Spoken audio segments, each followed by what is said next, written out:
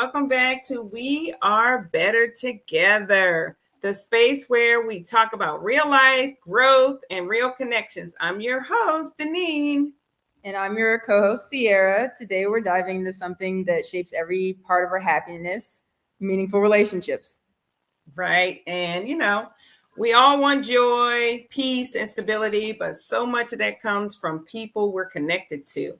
And honestly, so many books and experts back this up, especially when it comes to how men build relationships. So we're going to get into some things about men today. We're going to give you some book resources. So it's going to be a good show. Yes. And for an example is like The Power of Showing Up by Dr. Dan Siegel and Tina Payne Bryson. They talk about how just being present literally shapes the brain and our emotional health. Mm-hmm.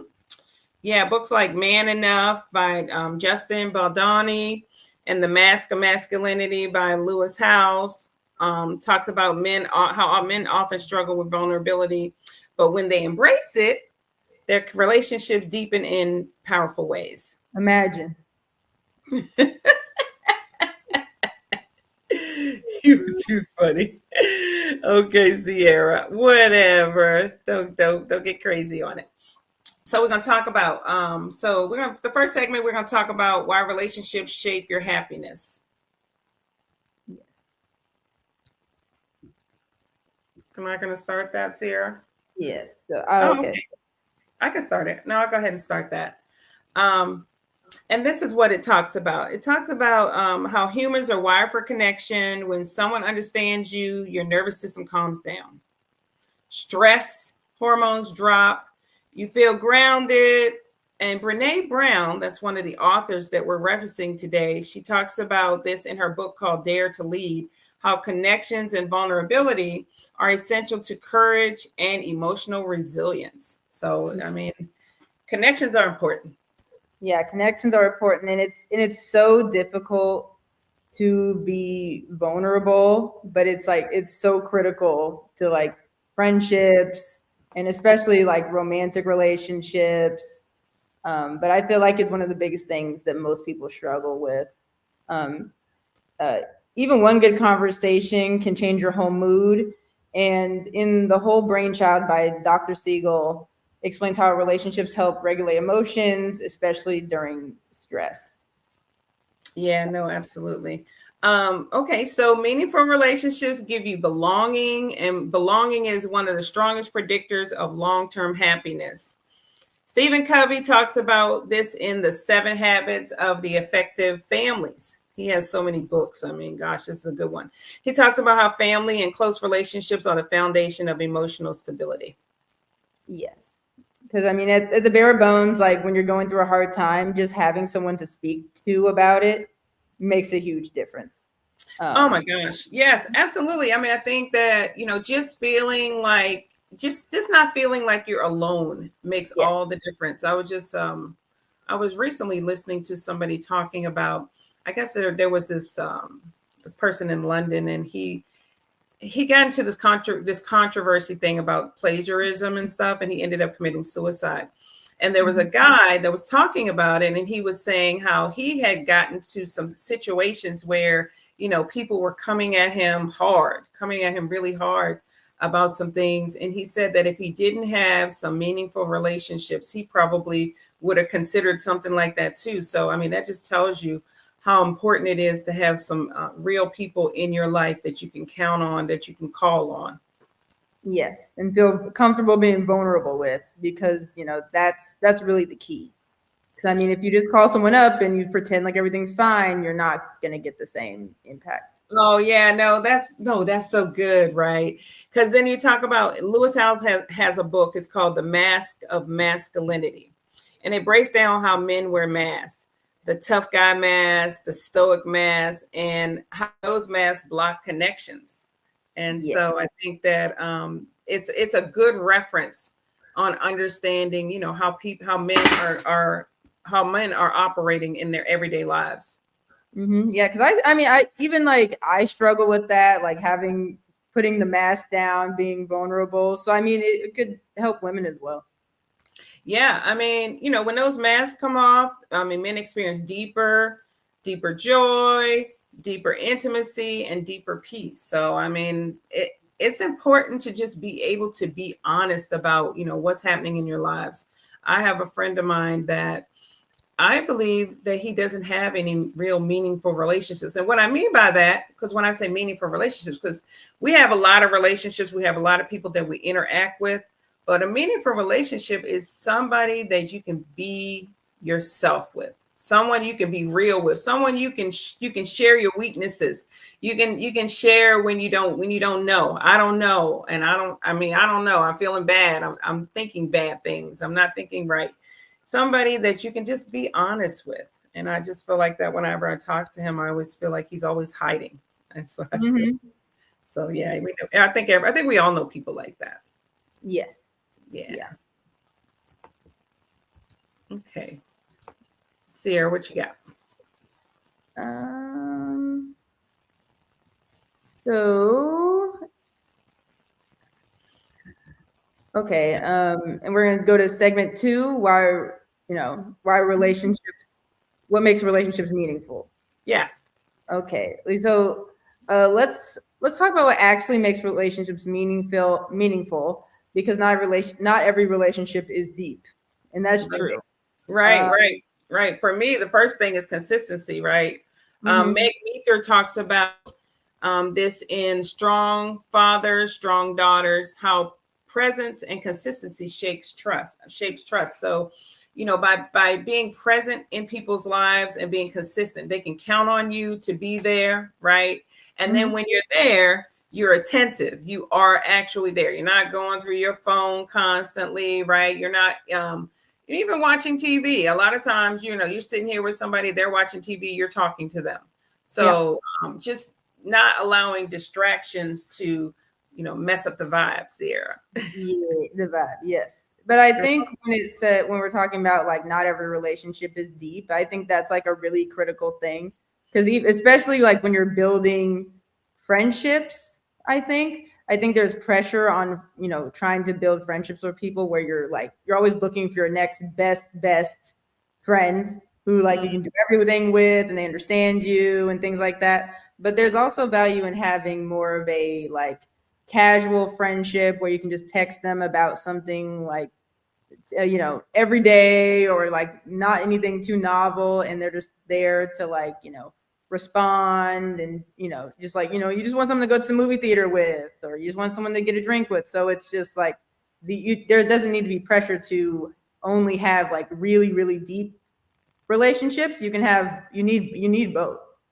Oh, I think there's so many different levels of friendships, Yeah. So if I want to talk about food, I got my food friend, right? If I want Mhm. to talk about travel, I got my travel friend. If I want to talk about, Jesus, I got my Jesus friend, right? Mhm. If I want to talk about children, I got Mhm. my children friend. If I want to talk about adult children, I got, so we find these friends based on the commonalities that we have, right? So what do you have in common?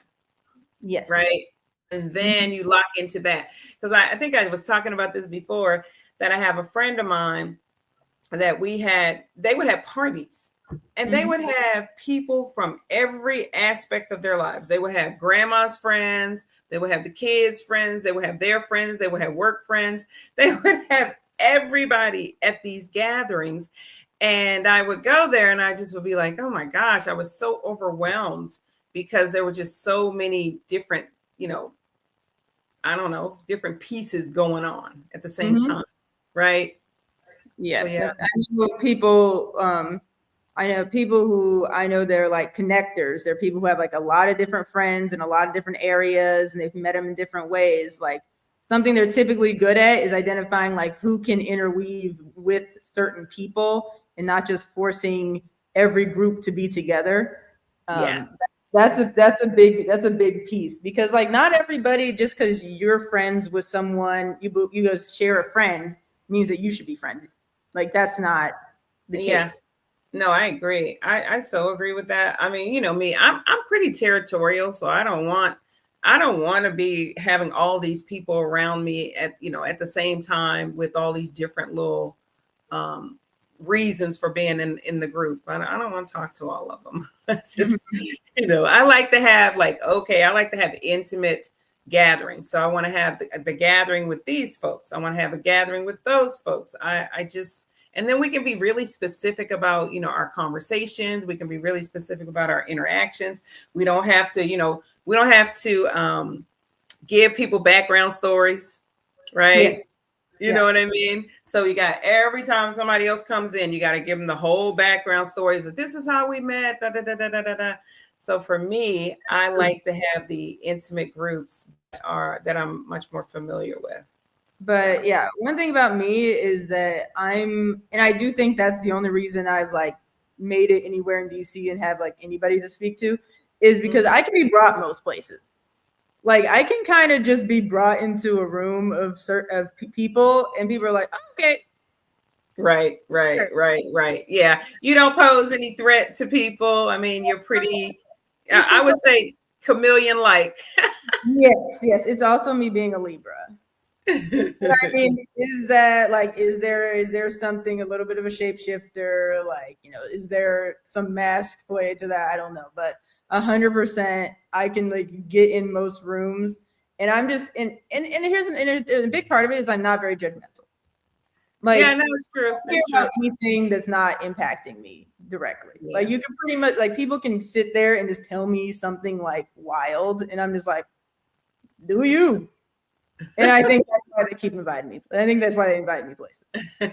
I like when you said that, shapeshifter. I love that. That's a good little term. That's a little term to talk about. So then when I think about what makes a relationship meaningful, though, for men, consistency is often how they show love, right? The way of the superior mom, the way of the superior man, David Dita talked about how masculinity, presence, steady, grounded, intentional creates emotional safety. So that's another good book to look up. The Way of the Superior Man. That's another reference that will help get you to being a little bit more vulnerable, right? And helping you to be present, not just being there. So that's another good one. Mm-hmm. Yeah, I think we one of the biggest things people always bring up is you go to like a restaurant and you look at how many groups are just everyone sitting on their phone. People aren't actually speaking to each other, just in silence. And that's really about being present in the moment. But also, I mean, when we're talking about like friendship, I think the deepest friendships you can have is when you can be in one room, they can be in the other room, and you're both just on your phone separately. And then you're sending them videos from your room to their room, and then that's your bonding time. You both need it. We used to do that a lot. Remember when you guys were small, but like we'd be in the house all together and everybody would be in their respective places. And we were all so happy. We meet up and we go get something to eat or whatever, but then we'd be right back. And we were just really happy with that. So that just kind of worked with us. But we still had meaningful relationships. I mean, when it was time that we needed to talk to somebody, we knew we had somebody there. So it was just nice. That's how you know you've gotten really deep with someone, is when you can sit in silence and know there's not a problem. Yeah, no, that's so true, because a lot of times you're sitting around with people and people cannot, I mean, they're trying to fill the space with nothing. Yeah. Right?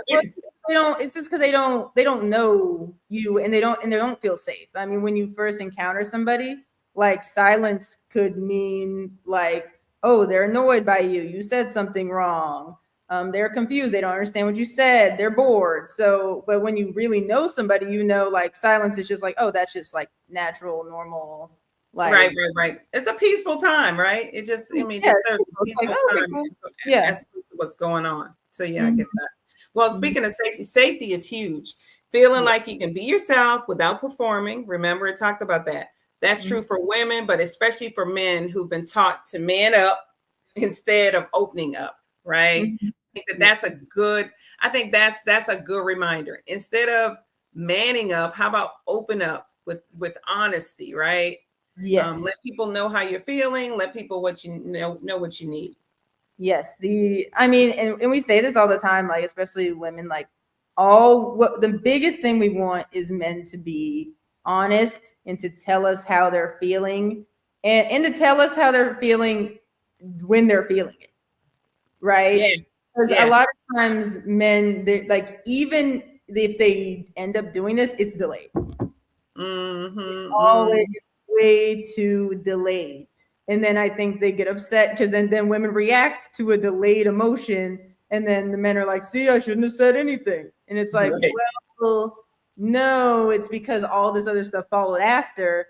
And now we're confused on where this emotion came from. And now that extra thing felt like, nonsense.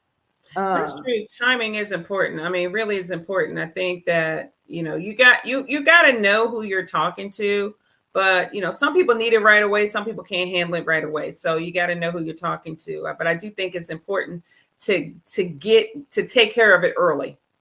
Take yes. care of it as soon as you possibly can. And then that way we can go on, because otherwise holding things in, just all it does is, first of all, builds up confusion, but definitely resentment when it's all said and done, right? Yeah. And it makes like negative emotions bigger.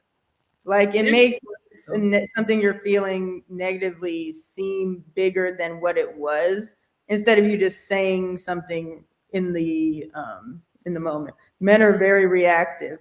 That's funny. Well, I think so. I think that they are reactive, but I also think that they're not necessarily reactive.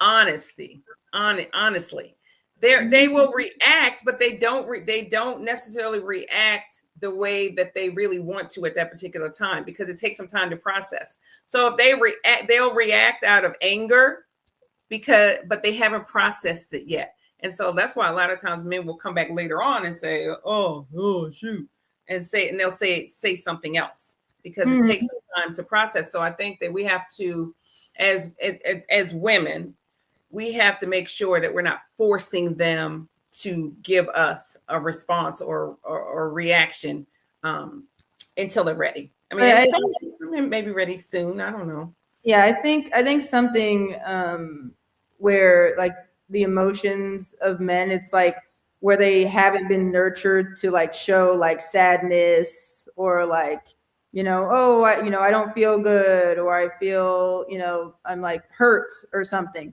So the only emotion that they react to is like anger. Yeah, Um, no, that's true. And there's a that's book reactive about, about. yeah, the book. I think there's a book about that. There's a book that I had about it was called, Sam Keene's Fire in the Belly. It talks about how men crave emotional honesty, but often don't know how to express it. Yeah, So like that's a really good book to talk about, the emotions and, honesty.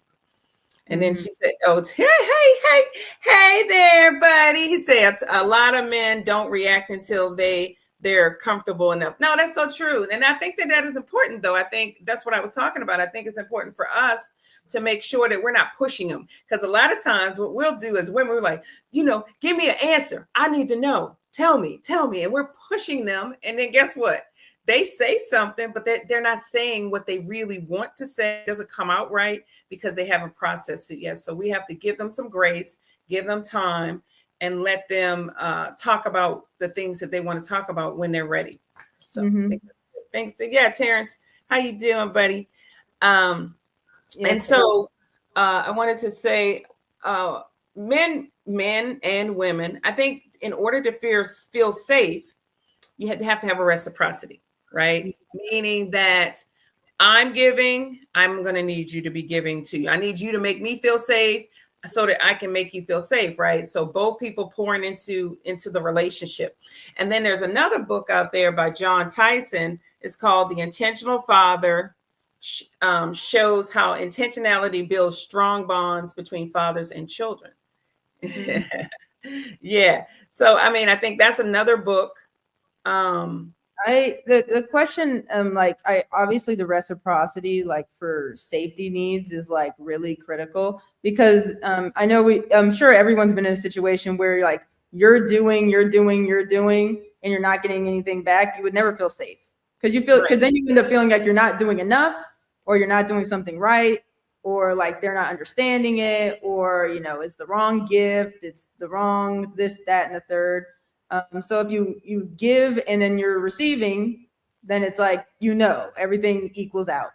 Yeah, um, no, absolutely. I Now the think so. question is, okay, reciprocity, when it comes to like parents and children, I don't really know how that works. Like, what's the rest? What would you receive from children to know, to build safety between you two? I don't know what that would. Well, I think we go back to the consistency for the children. We go back to the consistency, and we go back to making sure that we are present, Mm-hmm. right? So when we're consistent, our kids can count on us to be there, right? And when we are present, we are listening to them. And Mm-hmm. so when you listen to people, people start to trust you because they know that you're listening to them and you're not just talking at them, or you're not making decisions and you haven't considered them. So even adding in that consideration for your children. So being very considerate, being very consistent, and being present with your children will help create a trust. And in honesty, like not brutal honesty, loving honesty, that kind that helps you grow. Like, I mean, honesty, I mean, sometimes in the moment can seem like harsh, but I know long term, like none of us are upset long term when someone's honest with us in a loving way. Of No, course, that no, no, needs to be said, because absolutely. the truth is the truth.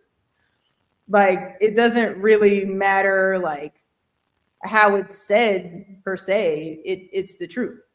And Yeah, I think the truth, that there's so many sayings about the truth, on how the truth will just the truth may sting in the beginning, but it will sustain you to the next thing. So I think it's important for us to make sure that we are practicing speaking our truth, right?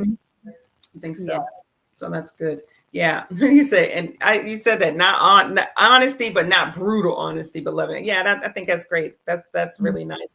I mean, but meaningful relationships feel like home. I mean, they feel like peace, right?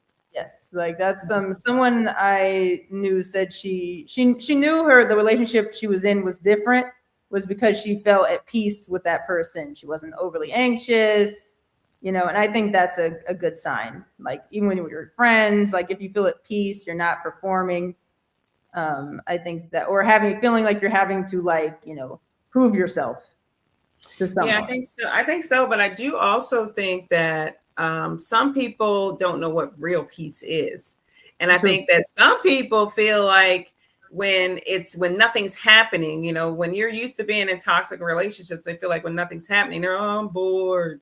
I'm bored. That's how they feel, and I think it's important for us to identify what is peace.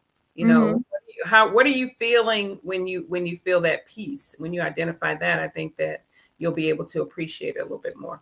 Yeah, and the biggest sign I think of like feeling at peace, with like being at peace with like emotional security. Like, you can say how you feel, and that person is not going to, hold that information and use it against you, or like blow up when you say something that's not necessarily what they want to hear. I Mhm. think that's like a big component of it. Yeah, I think so. I think what the next thing we want to talk about is how to build and strengthen the bonds. How to build and strengthen the bonds. I think that's good. So one of the things to do is make sure reach out first, right? You don't have to wait for somebody else. Again, I think I said this so many times. Uh, these people say, "Well, I haven't heard from you," and I'm like, "Well, I haven't heard from you either." Right? So reach out first. I mean, don't keep score about who called who first, last, or how long it's been. Don't worry about that. Let's get in the moment, and maximize the time that we have right now. Right? Mhm. Don't wait. Don't wait for people to guess that you care about them. I think Yes. that's important. Make sure that people know it, and not only make sure people know it. Make sure you're saying it. Hmm. Right? Yes. Um, and there's Yeah. a book on that. It's from Tim Elmore's. It's called Nurturing the Leader Within Your Child. It reminds us that intentional connection builds confidence and trust. So Hmm. that's another good book. Um, And the that and something about reaching out first, being intentional. That's about the reciprocity. Like, are with your friends, like someone's only reaching out to you. Like, I'm sure now they're wondering, they could be wondering, like, even if they know, because I know I have friends like this who reach out to me all the time. I'm not necessarily a reach outer. But it's like you need to reach back out to people just so they know that you care and you're invested in the friendship. Oh, that's so good. Sheba said it earlier. She was like, yeah, she likes, she wants to hear it. She needs to hear it sometimes. But then I'm not sure who this is a vacation every day. I love you for that. I want a vacation every day. She says she really don't like when people think that, you owe them a call, a visit when they haven't made the effort either. I agree with that. I definitely agree with that. And all my friends know that, we might not talk for weeks. But when we talk, it's like we just, we have picked up from yesterday. That's because our hearts are connected. And so I don't think you should ever get to a place where you are feeling like in a sense of entitlement on either side. If you want to talk to me, pick up the phone and call me. But don't sit around being angry saying she hasn't called me in weeks. Like I said, you haven't called me in weeks. Yes. So yeah, I think it's important I just think it's important to not keep score. Stop keeping score about who's calling who's doing what. If you wherever, just go with your heart. If you want to talk to somebody, you call them. It's not because they don't need to call you first, right? Mm-hmm. That ain't real. That's not a real relationship. I mean, you call when you need to call. I call when I need to call, and we meet up in the middle somewhere, right? Yeah. And then don't feel like embarrassed to reach out. And it's like, if you reach out and someone's not available, like that, there's no shame in that. Like, that's just you putting your, fishing line out. And then next time they're free or next time they want, they're available, then you guys can, meet up or get on the phone or whatever. So yeah, one of the things that I would like for every person to take today from this is always assume the best about your friends. So if somebody's not calling you back, assume that they doing something. They're doing stuff. They're into stuff. They got things going on. Always assume the best. Don't assume the worst. Assume the best always. Yes. And I feel like, first of all, when you assume the best, you're not gonna feel bad. You're not gonna be feeling like, oh, they didn't call me or they're ignoring me. You're not gonna feel like that. When you say, oh, you know what, they're getting it, they're into some things, they got a lot going on, they're gonna call me. They saw that I called them, and they're gonna call me when they're ready to call me. That's it. Give them some grace. So just hold on to that. I mean, there is one thing about and that's how you truly have friends. Like, your friends, you should assume the best out of them.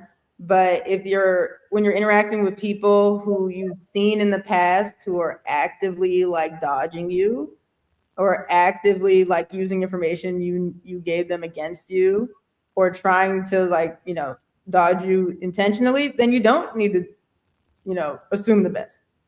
And that's how you know you should be friends with someone. Your friend should be someone you can assume the best out of. That is exactly right. I was about to go there. I was about to say, if you got a person like that, that's not your friend. That's somebody you know. Yeah, right. Right. Don't give that. Don't even give them, the privilege of calling them a friend. That's somebody you know. We're talking about people that we can count on. We're talking about people, that we want to have lasting relationships with. I mean, the bottom line is just be intentional. Just be intentional. And then for men, there's another book. It's called King, Warrior, Magician, Lover. It explains how intentionality is a part of mature masculinity. So yeah, that's another good book for men to read, because it really does talk about that.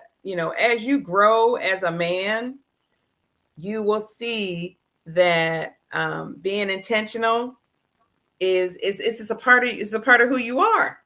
It's a part of who you are. It's not new. It's not something new. It's not something that, oh, I'm going to do this today. No, it is a part of who you are. So be intentional with your interactions with people. It's really a magic key, especially nowadays. Like, if you're a man and you show some intentionality and at the lowest level of intentionality, you'll get women. So there's the dating advice right now. You go on those apps and you see someone you're interested in to say, hey, you wanna go to dinner this place this time? People are like, oh my God, Right. wow. It's really yeah, like you can weaponize that real quick. Somebody you basically saying somebody who knows what they want, right? Well, Because that's even pretending you know what you want. right. I'm okay with that for that, for the beginning, just to get a look. I Yeah. mean, keeping it real, guys. There's so many women out there. You guys don't have. There's not a problem. There's not a problem for men to get Well, women. no, If you it's want, not a problem, but I think there is if like you see a lot of like nicer guys, who have issues on dating apps or issues going up to women.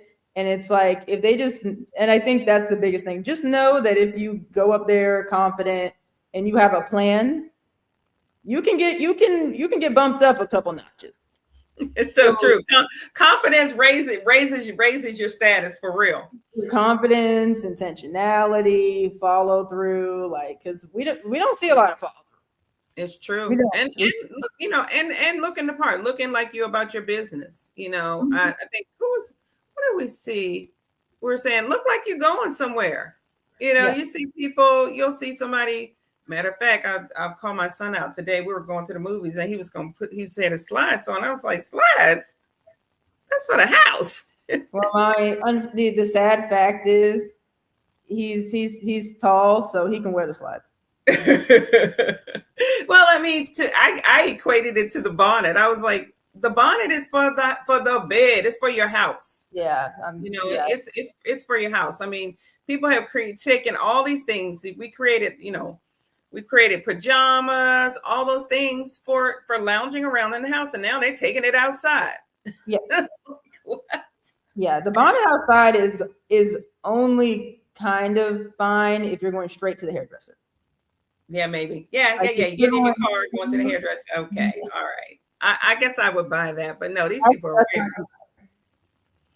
not- They're doing too much for me. Doing too much for me. So I guess the next thing we want to talk about is communicate openly. So make sure that you communicate openly. Say what you feel. Say what you need. Say what you appreciate. There's a book like The Power of Showing Up that reminds us that communication is connection. So when you're communicating, you make connections by communicating. And so you make a connection by letting people know who you are and what you require. When you start putting out, creating expectations from people, you're gonna get something. That's for sure. You're And gonna get something. get what you want, right? Mm-hmm. Yeah, like people can't meet the needs they don't know about, and this Right. is something I've been, learning and figuring out how to navigate. It's so true because we just want people to be mind readers, and we assume everyone is in our own mind. So we're like, of course, it's clear. Yeah. I mean, yeah, and a lot of times, a lot of the things like that we talk about on this show, we talk about a lot of things that are seemingly obvious, right? Mm-hmm. But just because it's obvious does not mean that it's on your mind, No. right? So, yeah, you're like, oh, yeah, as soon as somebody reminds me of certain things, I go, oh, man, yeah, that's right. It's not because I didn't know. It's just that it's not on my mind right now. So there's nothing wrong with reminding people about things. Although I do have this saying that, when you're trying to date, I don't need men telling me the obvious. Oh my God. I'm like, can you tell me something that's not obvious? Can you tell me something that, But when you're saying don't tell me the obvious, you're talking about things that like only a hey, blind beautiful. only a blind man can't say that. Hey, beautiful. Like, saying that 100,000, that's all you say is, hey, beautiful. And you're just like, what is that? That's not saying, it's not saying anything really when people say it. I mean, do you appreciate it the first couple times? You do. But if that's all you're saying, come on, you got to do a little more than that, right? Mm-hmm. So anyway, I guess the other thing, men often struggle with communicating openly. And then there's the book. I'm telling you, pencil this book in, The Mask of Masculinity. And then it shows how communication becomes easier once men drop the I'm fine mask. I love that. Drop the unfine mask and tell us the truth. Imagine. Right? Sounds like a utopia to me.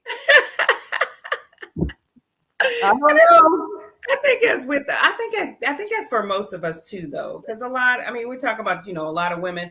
Women don't want people to know that they're weak. Women don't want people to to know that they're struggling in the area. So they're always, I'm fine, I'm fine. No, drop that mess. I think that's really only a Black woman issue. Yeah, okay. Yeah, I think that's predominantly something that we have to navigate and have an issue with dropping that mask. Because most of the other women that I encounter, they're more than willing to tell you every single negative thing that's ever happened to them and how they're a victim. And yeah, literally, no one else. I think we're the only ones saying I'm fine, and they're just going around saying. I think that we've been raised. I mean, we're very prideful, and we don't want people. We feel like people in the past have used any weakness that they can find about us against us, and our feelings are disregarded. Like our feelings are disregarded. Like we're deemed as like super strong. We can take anything. We can handle anything. So even when Black women say something, they're just like, oh, they're complaining. Like we're not giving the leeway that other women are given, and we're not put in that same bucket where we can we need to be like soft and coddled and taken care of. Like it's not the same thing. No, it's true. No, I think it's true. I mean, a clear example of that is they talk about how when Black women say they're in pain. I'm talking about that the doctor is more likely to just kind of ignore them. Yes.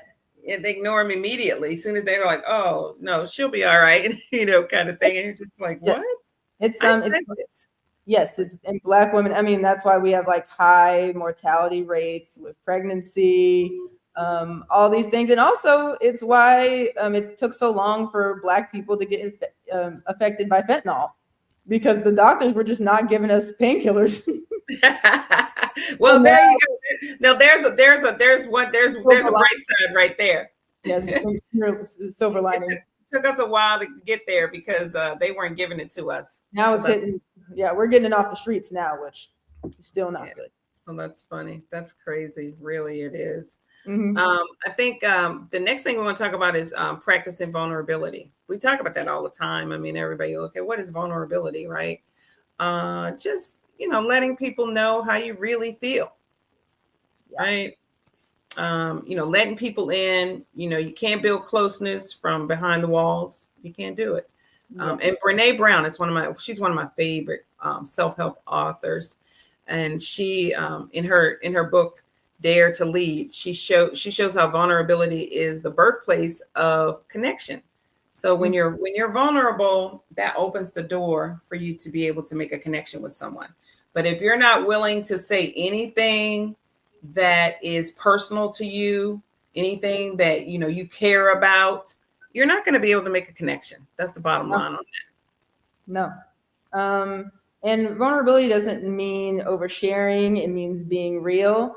But when we're talking about like you can't build closeness from behind the wall, a lot of us don't even know we're behind the wall. That's really, I think that's the real crux of the issue. Like I think there's a lot of us don't even realize that we are like trying to connect with people, but there is a wall up. And that's the hardest part about it, is identifying that there's a wall there and then breaking it down. Then you can try to build connection. Yeah, and I think that people have to be honest on the other side too. So if I'm not getting anything from you but fluff, then I just need to be honest about what I'm getting, right? I think that helps, because a lot of times what happens is birds of a feather flock together. So people who are surface people, they hang around with surface people. And so it gets reinforced, right? We were talking about, to go back to that bonnet thing, I'm like, why is nobody telling people, matter of fact, about the bonnet, but why is nobody telling people about like the eyelashes? And I'm like, me and Sierra talking about this all the time. I go, why is nobody, like your friends, not saying anything? Because I mean, sometimes it looks a little whatever. And Sierra said, she's like, yeah, because all their friends are doing the same thing. Yes. Right. Like people hang around people who do and act and look like that. Right. I mean, if we're all wearing natural hair, then we're not going to tell them to not wear natural hair. If we're all wearing, weave down to our butts, we're not going to talk negative about the weave down to our butt. That's just what it is. Not to say either one of them is better than the other. I'm just saying when you whoever you're hanging around with, you all look alike. You see that? I go when you have a group of people together, everybody's pretty much dressed alike. Their hair's alike. Yeah, you start morphing. It's like that 101 Dalmatians where the dog looks like the owner. Like your friends, like me and my friend from college, Coretta, we'd walk to meet each other and then show up the hill and have the exact same clothes on. Yeah. And we're just like, or we did it in Payless. We're like, we're gonna buy shoes. And she's on one side of the wall, I'm on the other side of the wall, and I'm like, I think I found something. We like click clack over, it's the same shoes. It's 100%. Payless here, y'all. Where was Payless at? Is that still a store? This it was a store when y'all was in college, huh? It's not from today. I'll tell you that. Yeah, hopefully Payless is still functioning. I mean, people want to pay less. I'll tell you that. Exactly. No, that's funny. No, it's so true. It really is. I mean, everybody, I don't know. It just happens. Like everybody has braids. I was telling Sierra about my church, and when I go into my church and everybody in there, everybody in my church looks very different. That's what I found is people are very individuals, but there is a culture at the church. And I thought, oh, okay, that's why I'm here, because I feel like I'm a part of that. And, so it gives me comfort. It gives me safety to be there. Whereas though, if I went to a different place and people did different things, I might not be as comfortable with that. So yeah, that's something, right? Mm-hmm. So the other thing I wanted to remind you, there's another book by Baldani's called Man Enough. And it's basically a love letter to men learning vulnerability. So that's another book, another resource if you want to, practice on your vulnerability, right? Man, read the book, please. Read the book. You can get it on audiobook, right? You ain't even got to read it. You can listen to it when you're in the car. You can listen to it when you're in the gym. I mean, you don't have an AI summary. I don't know. Ooh, I like that. AI summary, right? Get AI to summarize the book for you. All these books I'm calling out tonight, get AI to summarize it for you. Give you the main points in it, and then you're going to be better because of it. So anyway, so now I just want to talk about creating shared experiences. I think that helps to deepen relationships, strengthen relationships by creating shared experiences. So you need to do stuff together. Yes. Right? Yeah. You cannot tell me that we are friends and we have never done anything together. Right? Well, I think it's more so that that's the easiest way to get a friendship together. Like you can go from an acquaintance or like a casual friend, and then you do even you go hiking once. Like you drive an hour away and you go hiking, and then you encounter what you encounter and you do what you want to do, and then you come back late that night and you're instantly more connected to that person. No, absolutely. That's the easiest way to really amp up a friendship. There's small ways you can do that, repeated, little meetups. Thank you. Great conversation. Thank you. Yeah, there's little things you can do, but yeah, if you want to, deepen your connection with someone, and all this requires commitment. Yeah. A lot of people don't want. Okay, Terrence says, good point. It's so hard to navigate due to overwhelming responses for older men because of overwhelming response. That's so good, Terrence. That's another whole show because there's so many, because there's so many women out there, and women are actually looking for more mature men. Yes. I mean, and I don't mean that, and I mean that in every level. Like, I mean, the 20-year-olds are looking for 30-years. The 30-years are looking for 40-years. The 40-years are looking for 50-years. 50-years. I'm not looking for a 40-year-old. I Okay, want to make sure everyone knows. 30-years are looking for 35-years. But I'm just saying, women are looking for men who are stable, who have lived some life, and who knows how to live, right? Women are not attracted to grown children. Yeah, childlike naivete is not really okay. So here's an example for that. I'm digressing, but I'm going to stick with it. I'm going to go deep into it. Women are not attracted to men who are dressing at 50 the same way they were dressing at 20. Come on now. You need to have a button-up shirt. You cannot continue to walk around with t-shirts and big baggy shorts. I'm just saying. Just saying. She said, she was saying, I like eyelashes, but not the big ones. See, that's what we're talking about, Sheba. We're actually talking about that because eyelashes are beautiful. I mean, they're really nice. I mean, it enhances your eyes. If you have the little small eyes, it opens up your eyes. They're very nice. But what I'm talking about those eyelashes that are on drag show. Drag queens. Drag queens. That's what I'm talking about. The makeup on drag queens. If you look at a drag queen show and you see the lashes, you see the makeup, that is for the stage. It is for entertainment. People have got it mixed up. They're a little confused. Yeah. That you're not supposed to be wearing that when people need to see you close up. You're supposed to wear that when people are on stage, and it looks fine. Yeah. I think people are getting confused because they're not really modeling themselves after drag queens. They're modeling themselves after performers who are modeling themselves after drag queens. Like you see, or even, and it's even with the bodies stuff, the body modification, like people get things done because they're a performer and make money off of how their body looks. And then people are taking those things and thinking, I need to do the same thing when I'm a front desk clerk at Wells Fargo. And it doesn't make any sense.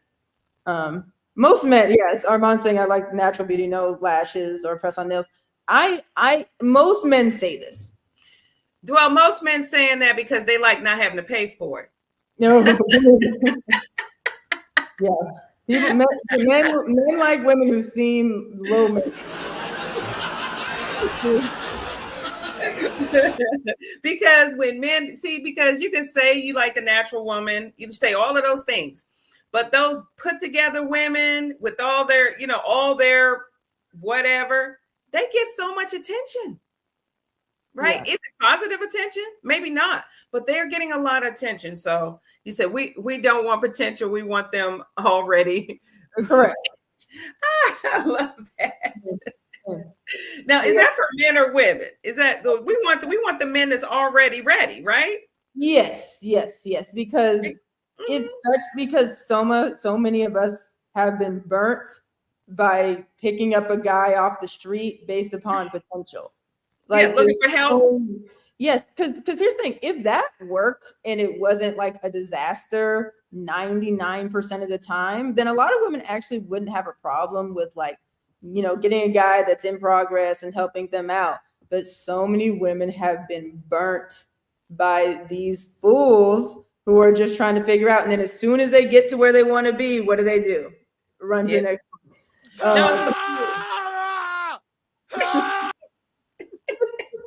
Okay, so here that's real though. I mean, the bottom line is that you cannot be, if a man is not on your level, that's what I'm going to say. If a man is not on your level, it is not going to work long term.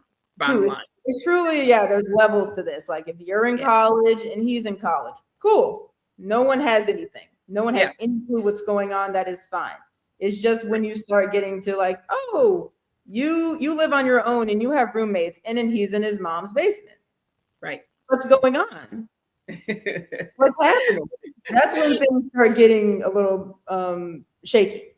I'm get back on topic. I'm gonna get back on topic. We talk about creating shared experiences. I'm sorry. She said, He said, you want a natural woman? Yeah, there's so many natural women out there. What's your problem? We're gonna digress. We're gonna digress again because a huge thing. Men want a woman who seems natural. Yeah. Appears natural.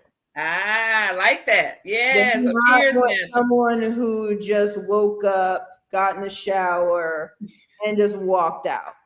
That's not the eyebrows not done, top lip not shaved, armpit, like they do not want any of that. They want someone who has like maintenance that doesn't look obvious.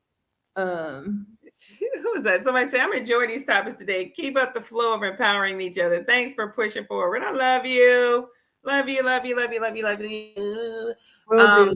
And in the natural makeup thing, one last thing is I like that whenever you say, oh, you like natural look, like have them pull up a photo of what they think a natural look is. Yeah. What does that look like to you? That's exactly right. A woman with a full face of makeup on. Yeah, no, I agree. I think I just want to make sure that we get this in about creating shared experiences, because what does that look like? It's like weekly check-ins, right? You can do check-ins with people, coffee dates, family dinners. And then there's a book called Raising Men by Eric Davis. It talks about how shared experiences build trust between fathers and sons. I think that's another good book. Get your AI to read it to you or give you a summary of it. Building trust between fathers and sons. I think that's so important in today's world, simply because we have a shortage of men. We don't have a shortage of men. We have a shortage of men who are productive citizens of the African American descent. So we need to make sure that our men are being more productive. That's really what we need to do. And the way we're going to do that is by building relationships with fathers and sons. I think that is a critical piece in helping our young men to just be better. So. And then I think the other one that I wanted to bring up was about protecting the relationship. We need to do that. We got to protect our relationships that we have, right? We need to value them. We need to set boundaries and resolve conflict with care. Yes. Don't say anything to somebody that you wouldn't want somebody to say to you. Yeah. Right. And I think there's the book of the 7 Habits of Highly Effective Families. Stephen Covey talks about how proactive communication prevents resentment. So with people you care about, you got to go to extra mile, push to get resolved, get conflict resolved. A lot of people, I don't want to talk about it. When do you want to talk about it? When do you think it'd be better to talk about it? Can we talk about it tomorrow? Try to set up some time to really talk about it and remind people that I want to talk about it because I love you and I want our relationship to be good. Right. Yes. Remind people why. Don't just say, I'm trying to get a resolution. We don't know. That's not how we do it. Tell them why. I want us to have a good relationship. I don't want it when I see you, I'm feeling a certain kind of way. Let's get this thing out of the way. And we can cry together. We can yell at each other. We can do all those things. But when it's all said and done, let's just be able to, give each other a hug or at least a nod, a smile or something to get things resolved. And the problem, it never goes away. So it's like either you talk about it and try to get through it, or it just sits there and festers, like you said. Yeah. Don't let pride ruin something meaningful, for sure. Because that's what. And then there's another one. Sam King says pride is one of the biggest barriers to male connection. Ego. Not better than you. You disrespected me. Yeah, he disrespected me. Yeah. We saw that a couple weeks ago, right, Sierra? He disrespected me. You're like, really? Did he really? I mean, how you can't disrespect somebody if you don't receive it, right? Yes. So anyway, okay, look, let's talk about, he says, send a list of books. Oh, okay. I'll do that. Who is that anyway? Put your name in the chat. Sheba. Oh, that is Sheba. Oh, sorry. I thought it was a vacation person. Whoever vacation all the time. That's what she said. So, as a mom, I've learned that relationships evolve, right? And you have to let people grow, right? So, and then there's another book, Tim O'Brien's Dad's Maybe book. Is a beautiful reminder of how relationships change over time. I think it's important for us to make sure that as the relationships change, we also, our expectations of the relationship change, our interactions with the relationship changes. So we have to grow together. Yeah. And as a daughter, I've learned that closeness comes from understanding each other's humanity, not just the roles we play. Tanashi Coates, behind the world in me, shows how powerful it is when a parent shares their truth with their child. 100%. I think that's the biggest thing about getting older and navigating, understanding your parents and the dynamics, is realizing that we're all just human beings, and right. it's all just our first time at our lives. Exactly. We're all practicing, right? You're all practicing live. No one has a cheat code. No one has like a book that, how to do every single situation. Right. Right. No, absolutely. I mean, bottom line is, look, we're not just a mother and daughter. We're two women learning each other and trying to grow together. Mm-hmm. Yes. And that's why we're better together. Amen to that, right?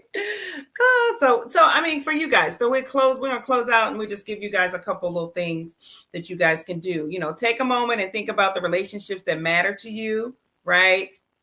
And who makes you feel safe, right? And who you make feel safe. Think about that, and who helps you to feel seen. And think about somebody you might want to go closer to, or even think about somebody that you might want to disconnect from, because if the person is not helping you to grow, if they're hindering your growth, you might want to, I'm not going to say cut them off, but I'm going to say minimize the interactions, because that's going to hinder you from your growth. And she said, and none of us are getting out. I love this. None of us are getting out this alive. So don't be too hard on yourself. Absolutely. Yes. Absolutely. I mean, what's one step that we can do this week to nurture a bond? So you might want to call somebody, right? You might want to text somebody. You might want to, tell somebody something that is going to encourage them. Meaningful relationships don't happen by accident. They built with intention, openness, and love, right? Yes. And when you nurture them, they become one of the greatest sources of happiness in your life. 100%. Amen. And we just thank you guys for joining us today on Better Together. We love you. We appreciate you. And we will see you next time, because we are better together. Amen.